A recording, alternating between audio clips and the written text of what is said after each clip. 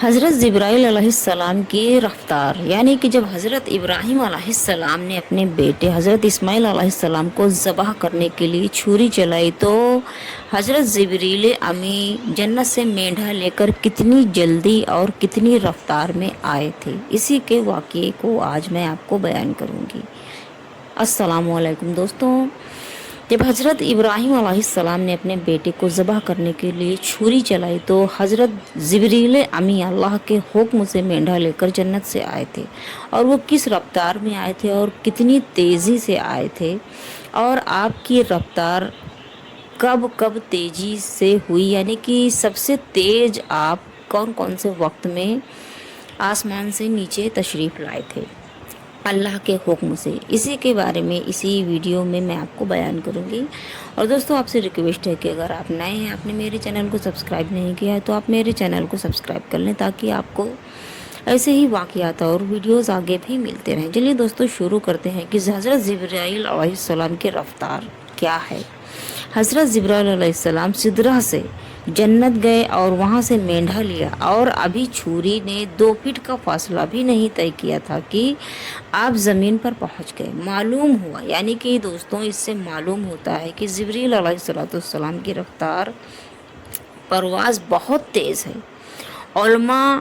عسقلانی رحمۃ اللہ علیہ نے فتح الباری شرح صحیح بخاری میں اور علماء عینی نے عینی شرح بخاری میں فرمایا ہے کہ ایک مرتبہ حضور نبی کریم صلی اللہ تعالیٰ علیہ وسلم نے جبریل علیہ السلام سے دریافت کیا کہ تم نے کبھی اپنی پوری قوت بھی صرف کی ہے، یعنی کہ تم نے کبھی اپنی پوری طاقت استعمال کی ہے؟ جبریل علیہ السلام نے عرض کیا کہ 4 مرتبہ میں نے پوری قوت صرف کی ہے، یعنی کہ 4 مرتبہ میں نے اپنی پوری طاقت لگائی ہے۔ یہ حضرت جبریل امی بیان کر رہے ہیں نبی پاک صلی اللہ تعالیٰ علیہ وسلم سے۔ پہلی مرتبہ جب حضرت ابراہیم علیہ السلام کو منجک میں رکھ کر آگ میں پھینکا جا رہا تھا، یعنی کہ دوستوں آپ کو حضرت ابراہیم علیہ السلام کے آگ میں ڈالنے کا واقعہ معلوم ہوگا، اور جب نمرود فرعون ڈال رہا تھا حضرت ابراہیم علیہ السلام کو آگ میں، تو حضرت جبریل امی بہت ہی تیز رفتار سے آئے تھے، اور آپ بیان کر رہے ہیں کہ آگ کے شعلے آسمان سے باتیں کر رہے تھے، پھر اللہ کے خلیل آگ کی طرف جا رہے تھے۔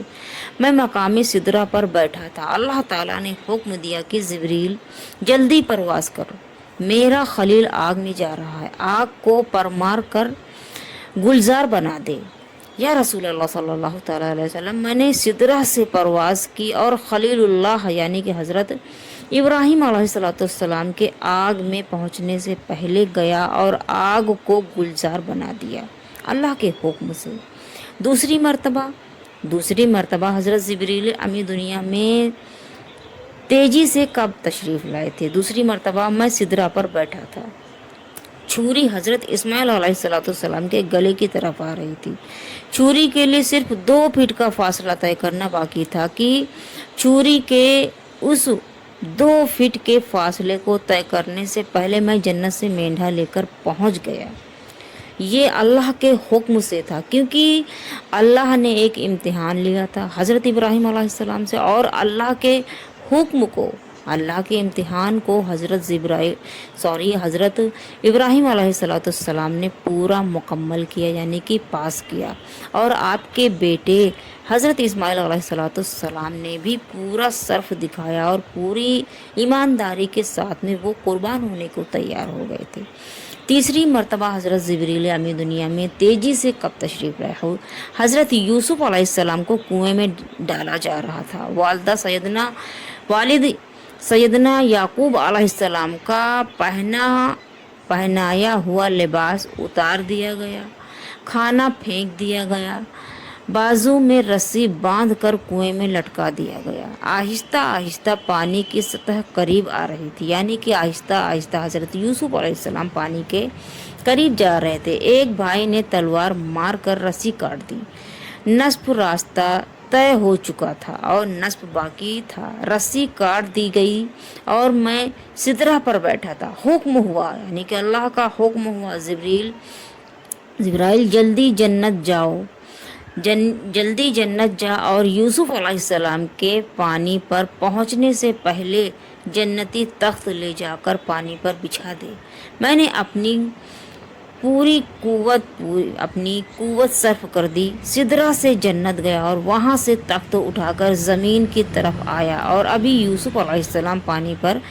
नहीं पहुँचे थे कि मैं पहुँच गया था। और दोस्तों, चौथी मर्तबा हज़रत जिब्रील अमी पूरी तेज़ी से दुनिया में आप कब आए थे, कब ज़मीन से आसमान पर आसमान से ज़मीन पर आए थे। गज़वा ओहद में रसूल नबी करीम सल्लल्लाहु तआला अलैहि वसल्लम के दांत मुबारक शहीद हो गए और खून मुबारक का कतरा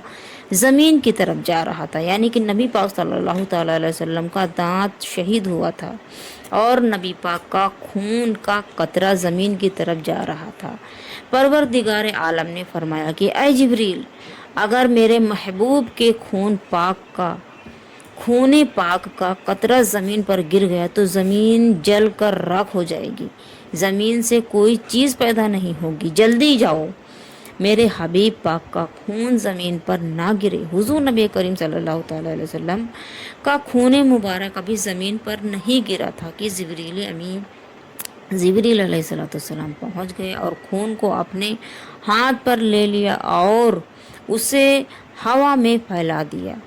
दोस्तों, इससे ये मालूम हुआ कि हज़रत जिब्रील अलैहिस्सलाम बहुत बड़ी कुव्वत व ताकत के मालिक हैं। और दोस्तों, आप फरिश्तों के सरदार हैं, ये सभी को पता है, और आप हमेशा अल्लाह ताला की वही जब अल्लाह रब्बुल इज़्ज़त अपना पैगाम अपने नबियों तक पहुंचाते थे तो हज़रत जिब्रील अमी ही लेकर उसको आते थे। और दोस्तों, इससे आपको मालूम हुआ कि हज़रत जिब्रील अलैहिस्सलाम की रफ़्तार क्या है। और अल्लाह ने हज़रत इब्राहीम अलैहिस्सलाम की कुर्बानी को कबूल किया और उनके बेटे हज़रत इस्माईल अलैहिस्सलाम के सब्र का इम्तिहान भी उन्होंने पास किया और उसको भी अल्लाह ताला ने कबूल अता फरमाया। और आप कुर्बान नहीं हुए, आपकी गर्दन पर छुरी नहीं चली, अल्लाह ताला ने मेंढा ज़बह किया आपकी जगह पे। और दोस्तों, अगर आपको ये मेरी वीडियो पसंद आई हो तो आप मेरे चैनल को सब्सक्राइब करके मेरी वीडियो को लाइक शेयर कमेंट्स करें।